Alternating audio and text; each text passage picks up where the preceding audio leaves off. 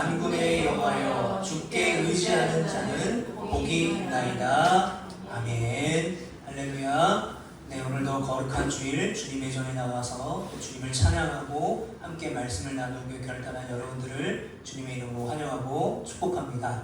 네, 이 시간에는 시편 84편 말씀을 가지고 가장 낮은 자리에서 누리는 최고의 복이라는 말씀의 제목으로 함께 은혜를 나눌 때 전하는 자나 듣는 자나 바로 주님께서 주시는 최고의 복을 충만하게 누리기를 간절히 축복합니다. 제가 지난주에 짧은 휴가를 다녀왔습니다. 1박 2일 정도 짧은 휴가를 다녀왔는데 제가 정말 가보고 싶었던 제가 좋아하는 팀의 야구 경기를 보고 또 그 지역에서 아주 유명한 상추 튀김이라는 것을 먹어봤어요. 이게 상추를 어떻게 튀기지 했는데 튀김을 상추에 싸먹는 거더라고요. 근데 이게 뭐 간장이랑 이렇게 섞어서 먹으니까 굉장히 맛있더라고요. 저희가 이제 이쪽에 야구를 보러 가기 전에 숙소랑 티켓을 미리 구매를 하고 비행기표를 샀는데 이 일기예보를 보니까 이제 화수목 계속 비가 오는 거예요. 그래서 걱정을 했죠. 이거 숙소랑 비행기 티켓이랑 이거 다 취소하면 수수료 물 텐데 걱정을 했는데 오히려 햇볕이 너무 뜨거워가지고 야구를 보는 내내 너무 더워서 정말 힘들었어요. 그리고 제가 이제 사는 곳이 아니니까 익숙하지 않잖아요. 이 광주에 이제 지하철이 있는데 뭐 몇 호선을 타고 공항을 어떻게 해야 가는지도 잘 모르고 주위에 맛집이 뭐가 있는지도 잘 모르니까 모든 게 어색하고 모든 게 힘들더라고요. 더군다나 날씨까지 더우니까 더 힘들었어요. 그래서 이제 비행기를 타고 제주공항에 내려서 차를 타고 이제 시내 쪽으로 오니까 그때부터 마음이 편해지는 거예요. 간판도 내가 다 아는 간판이고 또 도로도 내가 많이 본 도로고 익숙하니까 너무 마음이 편해지는 거예요. 그래서 이제 집에 와서 샤워를 하고 딱 침대에 누우니까 이런 생각이 드는 거예요. 야구도 좋고 또 맛있는 음식 먹는 것도 좋고 여행도 좋지만 역시 내 집이 최고다. 역시 우리 집이 최고다. 라는 생각을 하게 되었습니다. 여러분, 우리가 아무리 좋은 호텔에 묵고 또 좋은 휴양지에 있어도 내 몸에 익숙한 이불이 있고 또 내 손이 닿는 또 내가 눈 감고도 갈 수 있는 내 집이 더 편한 것이죠. 특히 타지에서 살면서 외롭고 고단한 삶을 살다가 나를 반겨주는 이 고향, 집으로 돌아갈 때의 기쁨은 더 큰 것입니다. 또 문을 열고 내가 피곤한 몸을 이끌고 들어갔는데 그곳에 따뜻한 집밥 냄새가 나고 나를 기다리는 반가운 가족들이 있을 때 그 집으로 들어가는 순간 이 길 위에 쌓여진 모든 수고와 피로와 시름은 거짓말처럼 녹아내리게 되는 것이죠. 그때 우리가 이렇게 생각합니다. 역시 우리 집이 최고구나. 여러분, 기독교 역사상 가장 위대한 사상가라고 하는 이 성 어거스틴이라는 사람이 자신의 어떤 영혼의 목마름을 채우기 위해서 세상의 모든 학문을 열심히 탐구했어요.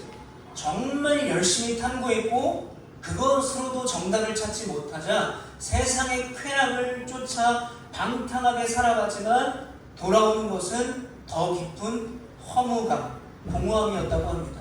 그런데 이 성 어거스틴이 하나님을 만나게 되고 하나님의 임재 안에 들어갔을 때 비로소 그제서야 인생의 정답을 발견하고 참된 안식을 얻게 되었다는 거예요. 그래서 이 성 어거스틴이 자기가 쓴 자서전이라는 고백록에 이렇게 고백했어요. 주님, 당신은 우리를 당신을 향하여 있도록 지으셨으므로 우리 마음은 당신 안에서 안식을 얻기까지 결코 쉴 수가 없습니다. 자, 이게 무슨 말이냐면 성 어거스틴이 고백하는 거예요. 내가 이것도 해보고 저것도 해보고 이것도 의지하고 저것도 의지하고 이것도 바라보고 이것도 바라봤지만 결국 우리가 참된 안식을 얻는 것은 하나님이구나 라는 것을 깨달았던 거죠.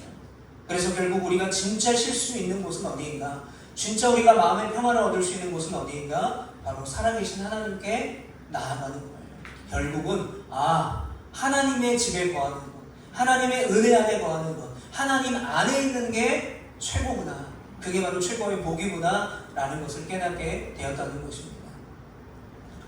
오늘 우리가 읽은 이 시편 84편도 바로 그런 하나님, 하나님의 집이 최고구나, 하나님의 은혜가 최고구나 라고 하는 그 하나님의 집을 향해 달려가는 어떤 순례자의 가슴 뛰는 설렘의 고백을 담고 있는 것이 바로 오늘 본문입니다.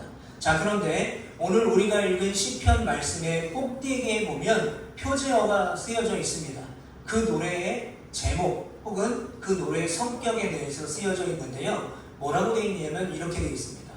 고라 자손의 맞쓰길, 인도자를 따라 깃딘에 맞춘 노래. 자, 이걸 설명해 드리면 이 시편 84편은 고라 자손이 쓴 시고요. 맞쓰기는 뭐냐면 교훈하다라는 뜻을 가지고 있어요.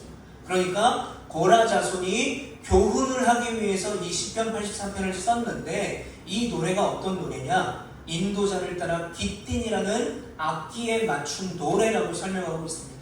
자, 이 깃딘이라는 악기는 가드 지방의 전통 악기인데 이 악기는 대부분 어떤 음악에 쓰여졌냐면 슬프고 느린 곡에는 안 쓰였대요. 쓰이지 않았대요. 막 댄스곡처럼 밝고 기쁜 노래에만 쓰였던 악기가 바로 깃딘이라는 악기입니다. 자, 그러니까 정리를 해보면 고라 자손의 교훈이 담긴 이 노래가 어떤 노래인가? 밝고 경쾌하고 신나는 노래라는 거예요. 그러니까 다시 한번 말씀드리면 하나님을 만나러 성전으로 올라가는 이 여정이 억지로 끌려가는 것이 아니라 가슴 벅찬 환희와 찬양이 넘쳐나는 축제의 고백이 담겨져 있는 노래가 바로 시편 84편이라는 거예요. 자, 그래서 2절에 이렇게 말씀합니다. 같이 한번 읽어보겠습니다. 시작. 내 영혼이 여호와의 궁정을 사모하여 쇠약하며 내 마음과 육체가 살아계신 하나님께 부르짖나이다. 자, 뭐라고 말합니까? 내 영혼이 얼마나 여호와의 궁정을 사모하면, 얼마나 하나님의 집, 하나님의 은혜를 사모하냐면 내 몸이 다 쇠약해졌다는 거예요.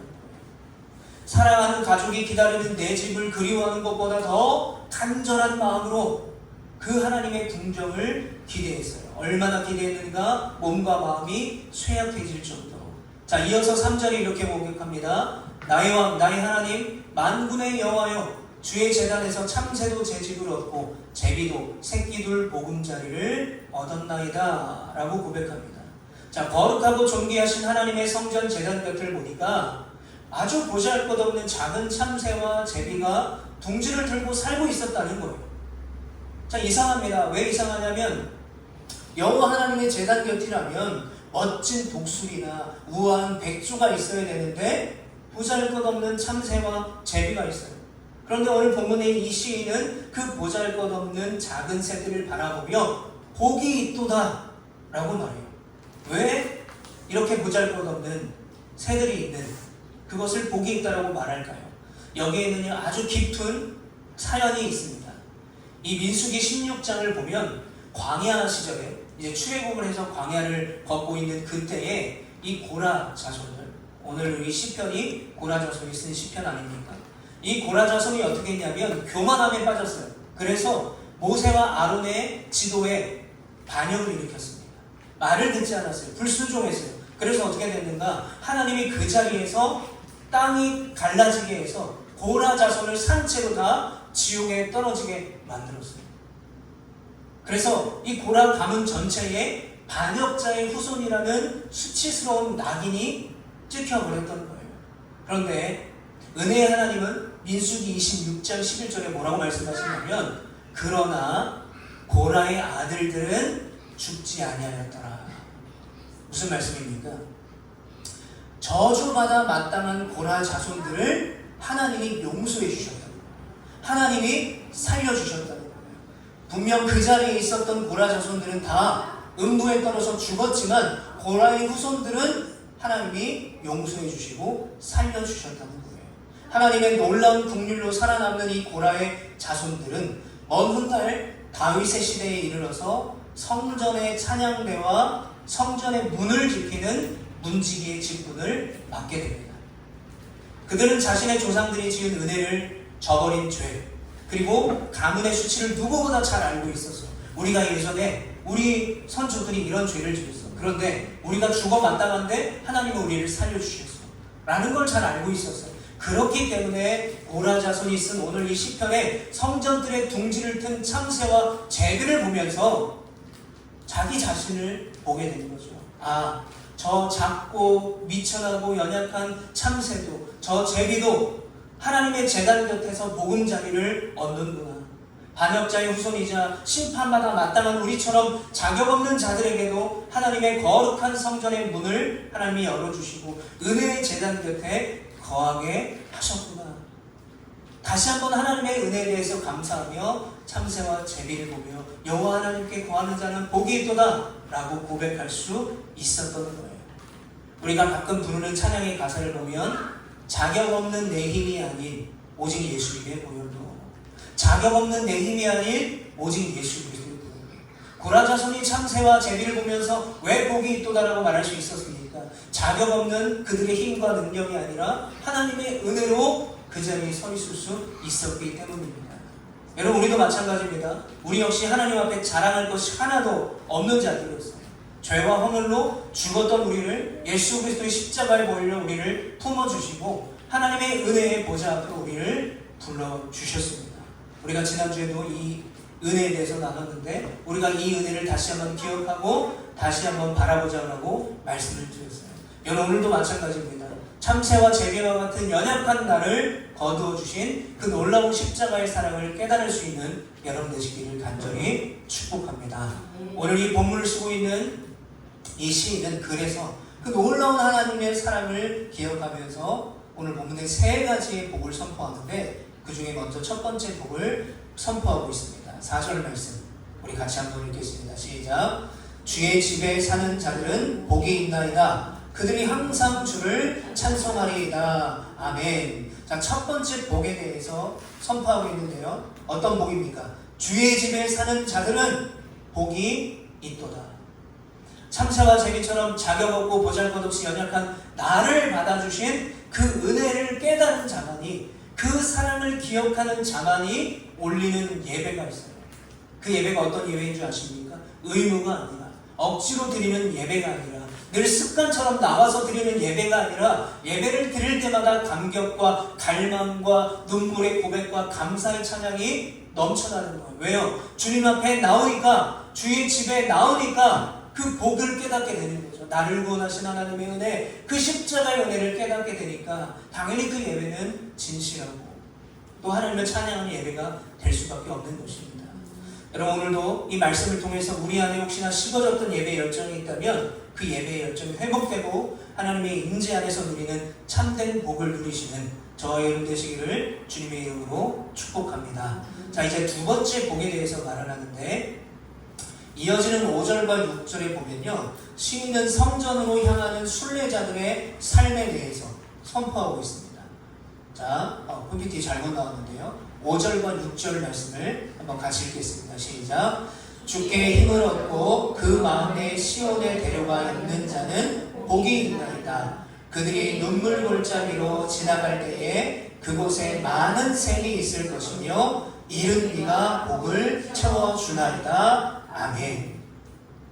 여러분, 이 당시에 이스라엘 성인 남성들은요, 18살 이상이 되는 성인 남성들은 1년에 3번 6월절, 오순절 혹은 77절이라고 하는 오순절, 초막절 이렇게 3번 예루살렘 성전을 향해 올라가는 성전 순례의 의무를 다해야만 했습니다.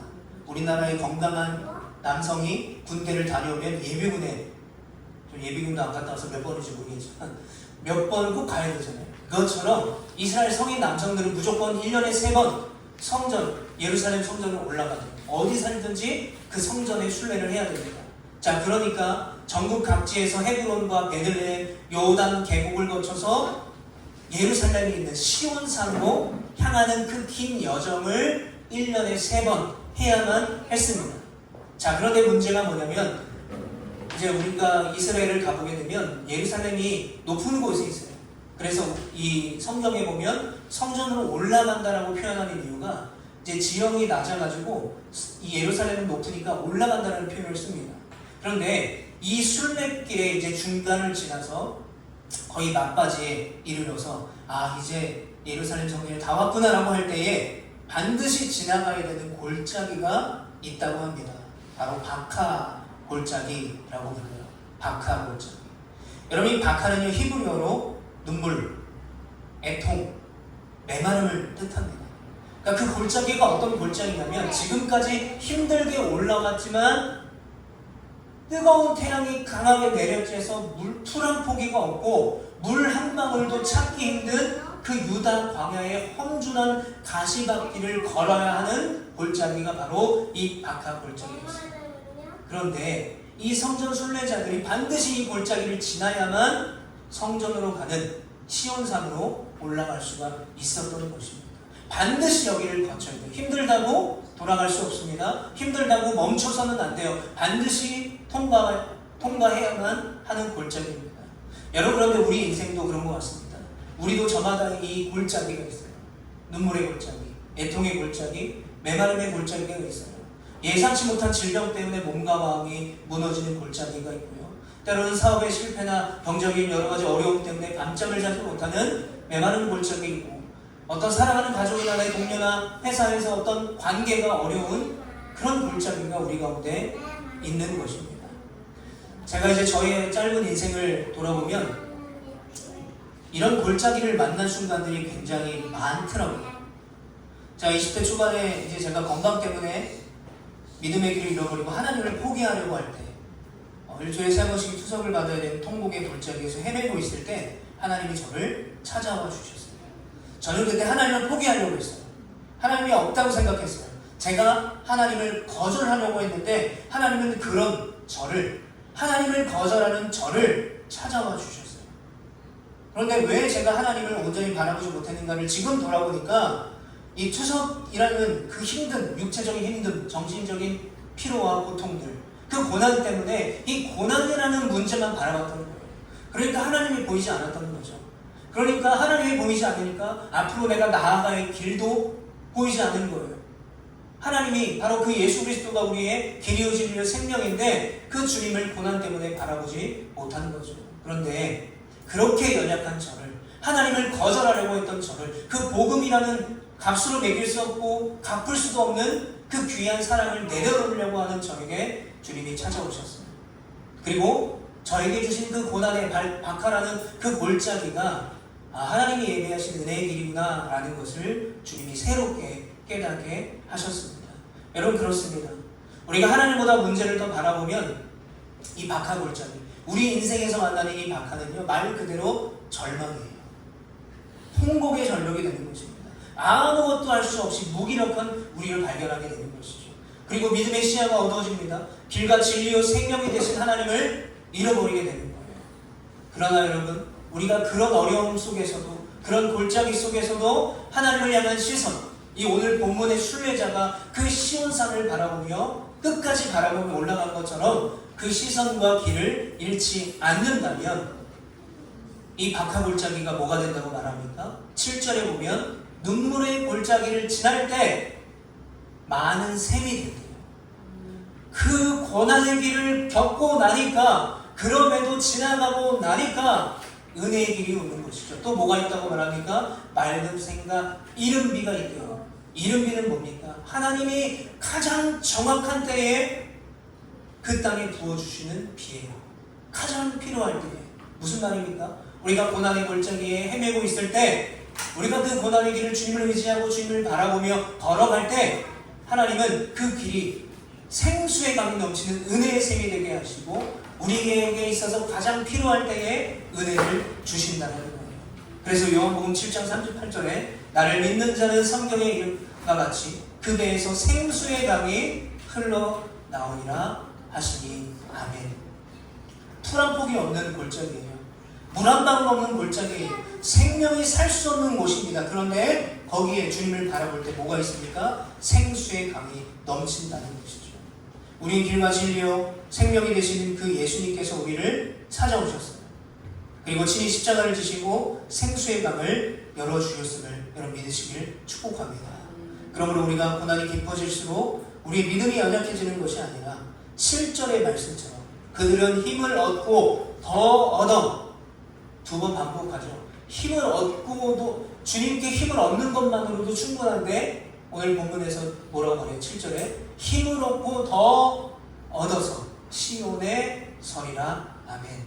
여러분, 이 고백처럼 마침내 시온에서 하나님을 만나고 그 영광과 기쁨을 누릴 수 있는 저와 여러분 되시기를 축복합니다.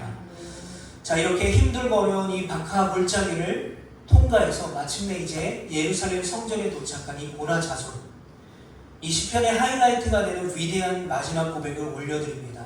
바로 10절인데요. 우리 같이 한번 읽어보겠습니다. 10절 말씀 시작. 주의 문전에서의 한 날이 다른 곳에서의 첫날보다 나은즉 아기의 정막에 사는 것보다 내 하나님의 집 문지기로 있는 것이 좋사오니. 아멘. 이제 박하의 골짜기를 다 지나서 예루살렘 성전에 들어오게 되었습니다. 그 거룩하신 하나님의 임재 앞에 이들이 고백하는 건 뭡니까? 주의 궁정이 있는 것이 다른 어떤 것보다 더 낫다. 하나님의 집이 최고구나.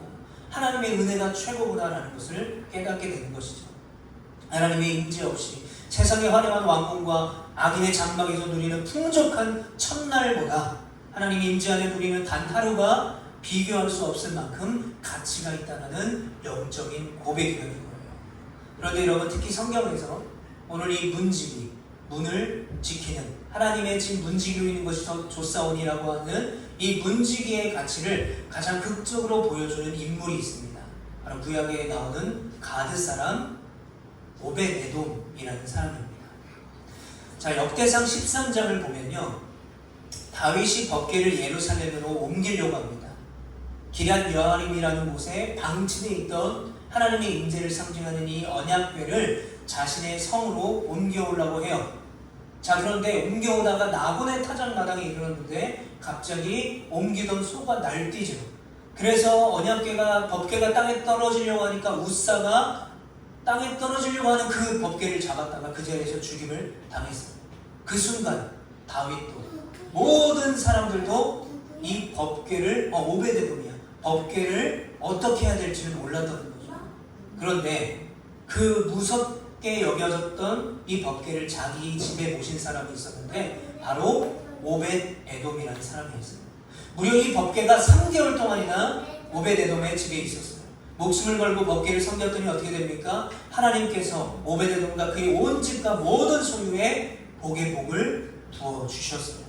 자, 그리고 3개월 있다가 법궤는 다시 정상적인 옮기는 방식으로, 이 레위 사람들이 어깨에 지는 방식, 하나님이 말씀하신 방식으로, 그 전에 왜 그런 일이 일어났냐면 이방인들처럼 소가 끄는 수레로 언약궤를 끌고 갔기 때문에 하나님이 죽이신 거예요. 정상적인 방법으로 이제 예루살렘 성에 들어갔어요. 그러니까 법궤가 3개월 있다가 떠나갔는데, 여러분 오벳에돔의 가문이 어떻게 되었는지 아십니까? 역대상 26장, 세월이 흘렀죠.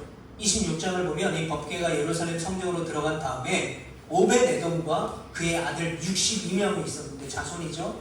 그 모든 자손들이 그 은혜의 법궤 곁을 떠나고 싶지 않아서 스스로 성전의 문지기 직분을 맡아서 봉사합니다. 그게 바로 오늘 본문에 시를 쓰고 있는 고라 자손들이에요. 여러분, 만약에 여러분들이 오벳에돔이라면 3개월 동안이나 그 유명한 법궤가 있어서 온갖 복을 다 받고 또 받았다면 여러분들 오벳에돔이라면 어떻게 하시겠습니까? 성전 문지기로 가시겠습니까? 아니면 그곳에 계속 사시겠습니까? 한번 생각해보세요. 제가 제주에 와서 알게 된 사실이 한 가지가 있는데, 이 제주도가요 해장국 성지로 유명하더라고요. 몰랐어요. 제가 몇 번을 이제 휴가 때마다 여행을 일로 왔는데도 해장국이 유명하다는 걸 몰랐는데, 살고 나니까 유명한 해장국집들이 많더라고요. 그 예전에 제가 이제 휴가를 왔을 때 이 태풍이 온 다음 날이었어요. 바람이 엄청 불고 막 비가 막 오는데, 저희 장인어른께서 맛있는 동네, 함덕의 동네에 해장국집이 있다고 해서 그 비를 뚫고 찾아가서 해장국을 먹었는데 너무 맛있더라고요. 그런데 그 집이 더 유명해져서 다른 곳으로 확장해서 이제 매장을 시작했어요. 그런데 어느 날 키가 크고 노래도 잘하고 맨날 잘 자라고 하는 가수 한 명이 거기 갔어요. 그랬더니 더 유명해진 거예요. 더 유명해져서 이제 저 같은 제주 사람들은요, 제주 사람이 하긴 좀 그렇지만 제주 도민들은 웨이팅 때문에 가고 싶어도 못 가는 음식점이 돼버렸어요. 여러분 마찬가지입니다. 오벳에돔의 집에요, 무려 3개월이나 다윗도 어떻게 할 수 없는 법궤, 모든 사람들이 주목하고 있는 법궤가 있었어요. 지금으로 따지면 이런 광경이 펼쳐졌겠죠. 세상에 어떤 이런 일을 생활의 달인 같은 데서 온갖 취재로 왔을 거예요. 모든 이 방송사들이 와서 이 오베데돔의 집에 있는 이 법궤를 취재했을 거예요. 오베데돔의 집이 엄청 유명해지는 것이죠. 오베데돔도 사진을 찍으려고, 법궤 옆에서 사진 찍으려고 수많은 사람들이 줄을 섰을 것이고, 오히려 그 동네 사람들은 오베데돔의 집에도 갈 수 없는 그런 유명세로 먹고 살 수 있는 오베데돔이 됐겠죠. 그 시절에도 마찬가지입니다. 여러분, 오베데돔은 그 유명세로 그냥 그곳에서 하나님이 주신 복을 누리며 살 수 있었어요. 그런데 오베데돔은 뭐합니까? 세상의 높은 짐이나 자랑거리보다 하나님의 법궤가 있는 성전을 지키는 것, 그것이 더 중요했어요. 그런데 중요한 게 뭔지 아십니까? 성전 안에 들어간 게 아니라요, 성전을 지키는 문지기로 만족했다는 거예요. 이런 대부분 문지기가 필요한 경우는 출입문을 닫고 있을 때예요. 그래서 어떤 사람이 들어오면 이 사람이 여기 들어와도 된다라고 하면 문을 열어주는 거죠. 그러니까 문지기라는 것은 성전 안에 들어간 사람이 아닙니다. 그냥 성전 밖에, 성전의 문지방 앞에 서 있는 거예요. 그런데 그게 최고의 복이라고 믿었던 것이죠. 바로 그 복, 그 은혜를 노래하고 있는 것이 오늘 시편 84편입니다. 자, 고라 자손의 고백, 이 오베데돔의 선택, 이 고라 자손의 조상은 어떻게 됐습니까? 높은 권력과 또 제사장직을 탐하다가 망했어요. 그리고 오베데돔은 자손들이 하나님의 은혜로 복을 받았고 그 은혜를 기억하기 위해서 성전 문지기로 나아갔습니다. 그들이 깨달은 게 있었어요. 동시에 깨달은 것이 뭐냐면, 참새와 재배와 같이 연약할지라도, 문지기처럼 화려하진 않아도, 성전 안에 들어가는 사람이 아닐지라도, 가장 낮고 보잘것없는 자리일지라도 세상의 권세가 있는 악인의 장막에 앉는 것보다 하나님의 집에 문지방에 주님의 얼굴을 바라보는 것이 비교할 수 없이 행복한 복이구나 라는 것을 깨달았던 것입니다. 여러분, 그런데 이들이 이렇게 고백할 수 있었던 이유가 있었어요. 바로 11절과 12절에 보면, 여호와 하나님은 행요 방패이시라. 여호와께서 은혜와 영광을 주시며 정직하게 행하는 자에게 좋은 것을 아끼지 아니할 것임이니이다. 만군의 여호와여, 주께 의지하는 자는 복이 있나이다. 아멘. 마지막 세 번째 복을 선포하고 있어요. 주께 의지하는 자는 복이 있나이다. 이들이 이렇게 고백할 수 있었던 것은 놀라운 하나님의 은혜가 있었습니다. 그 은혜를 체험한 경험이 있었어요. 그러나 그들의 근본적인 고백에는 뭐가 있습니까? 여호와 하나님은 우리의 해가 되시고 우리의 방패가 되신다. 여호와께서 정직하게 행하는 자를 아낌없이 복을 주신다는 믿음이 있었기 때문에 이들은 그렇게 고백할 수 있었던 것입니다. 자, 이제 말씀을 정리하겠습니다. 앞서도 말씀드렸지만 오늘 시편 84편은요, 세 번의 복이 있나이다. 세 번의 복이 있나이다. 히브리어로 아쉬에이라고 하는데, 이 세 번의 복이 있나이다라는 거룩한 선언으로 이 시편 84편이 완성이 됩니다. 자, 복습을 한번 해보면요, 첫 번째 복이 있나이다는 주의 집에 사는 자들은 복이 있나이다. 이것은 바로 예배의 복을 말하는 거예요. 여러분, 예배가 의무가 아니라 감사와 감격으로 드리는 예배가 되시기를 축복합니다. 나를 구원하시는 은혜를 진심으로 찬양하고 또 나와 함께 하신 하나님의 은혜를 소망하는, 그래서 우리의 예배가 습관적인 예배가 아니라 억지로 드리는 예배가 아니라 감사와 감격이 넘치는 예배의 복이 임하는, 주의 집에 나와 주님을 예배하는 복이 임하는 우리 모두가 되기를 축복합니다. 자, 두 번째 복이 있나이다는 주께 힘을 얻고 그 마음에 시온에 데려가 있는 자는 복이 있나이다. 주께 힘을 얻는 복은 바로 순례의 복이에요. 골짜기를 지나 또 우리의 가시밭길을 지나 그 순례 가운데도 주님이 우리에게 힘을 주신다는 그 복입니다. 바로 바카 골짜기 같은 그 눈물과 고난의 골짜기를 우리가 걸을지라도 지나갈 줄 믿으시길 바라요.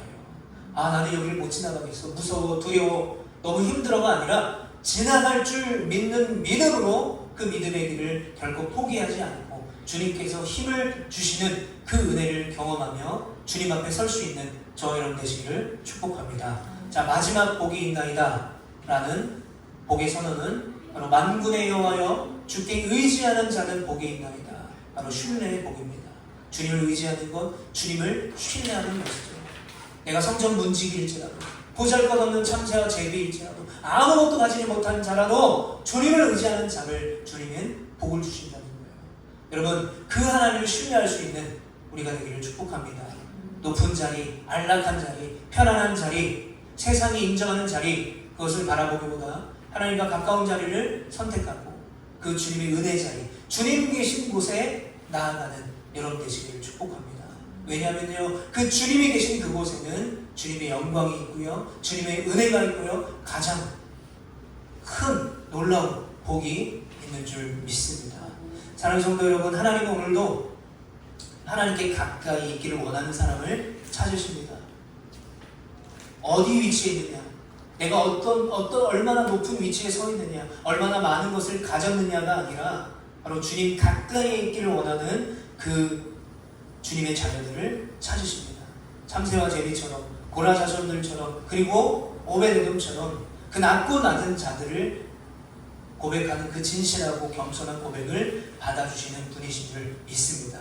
그래서 내가 연약해도, 내가 부족해도, 내가 죄가 많아도 주님, 내가 많은 것을 내려놓고 손해가도 괜찮습니다. 주님의 집에 거하는 것이 최고의 복인 줄 믿습니다. 그 복과 그 은혜를 충만하게 누리게 하옵소서라고 고백하는 여러분 되시길 축복합니다.